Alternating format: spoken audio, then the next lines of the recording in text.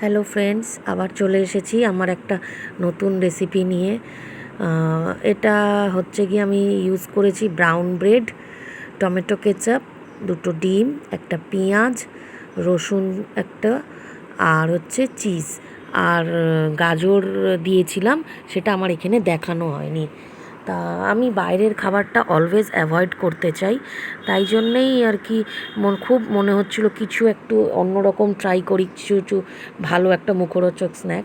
তাই যা ছিল ঘরেতে তাই দিয়েই আমি চট করে বানিয়ে ফেললাম।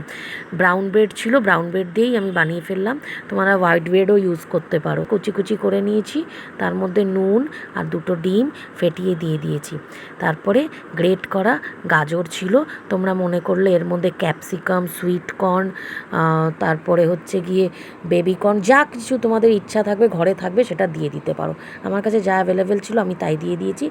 আর গাজর কুচি দেওয়ার পরে ওই হোয়াইট কালারের যেটা দেখলে ওটা হচ্ছে রসুন গ্রেট করা। তারপরে সব কটাকে মিক্স করে এরকম একটু দেখতে হয়ে যাবে। সেটাকে এবারে নিয়ে আমি কড়াই গরম করব।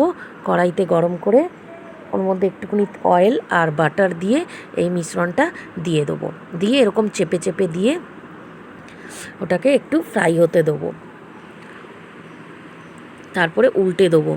উল্টে দিয়ে তার উপরে তোমরা যদি কাঁচা লঙ্কা খেতে ভালোবাসো, কাঁচা লঙ্কা কুচি করে দিও। যদি বাচ্চারা খায় তাহলে কাঁচা লঙ্কাটা অ্যাভয়েড করতে পারো। আর পেঁয়াজটাকে আমি র্যান্ডামলি এরকম স্লাইস করে করে দিয়ে দিয়েছি। যেহেতু নিজের জন্যে বানাচ্ছি তাই হলেই হলো এরকম একটা ব্যাপার। তা পেঁয়াজ তোমরা আর এই টাইমটাতেই কিন্তু তোমরা কর্ন ইউজ করতে পারো। আর গ্রেট করে চিজ দিয়ে দিয়েছি। আর তারপরে হচ্ছে গিয়ে এটাকে কিছুক্ষণের জন্য ঢাকা দিয়ে দিয়েছি।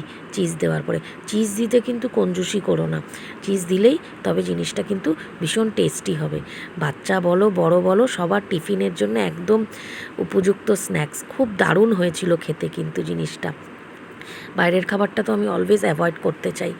একটু এখানে আমার কাছে অরিগ্যানো ছিল, তাই অরিগ্যানো স্প্রিঙ্কেল করে দিলাম। তোমাদের কাছে না থাকলে তোমরা কিন্তু এটাকে অ্যাভয়েড করতে পারো। আমার কাছে ছিল যেহেতু আমি দিয়েছি। আর চিলি ফ্লেক্সও ইউজ করতে পারো, অসুবিধা নেই। আমার কাছে চিলি ফ্লেক্সটা ছিল না তাই দিইনি, অরিগ্যানোটাই দিয়েছি। ঢাকা খুলে চিজটা দেখো পুরোপুরি মেল্ট হয়ে গিয়ে ঠিক এইরকম একটা লুক এসেছে। জাস্ট অসাম খেতে হয়েছিল। আর মানে চিজটা মেল্ট হয়ে গেছে বলেই এর টেস্টটা আরও এনহ্যান্স হয়েছে। এরপরে আমি এর মধ্যে টমেটো সসটা দিয়ে তারপরে জাস্ট এর বাইটটা নিলাম। অসাধারণ হয়েছিল, মনটাও তৃপ্তি হয়ে গেল যে বাইরের কিছু আনহেলদি না খেয়ে ঘরেরই বানানো জিনিসটা খেলাম। তোমাদের যদি আমার এই রেসিপিটা ভালো লাগে প্লিজ অবশ্যই লাইক করো, শেয়ার করো, আর অবশ্যই কমেন্ট করো। Thank you.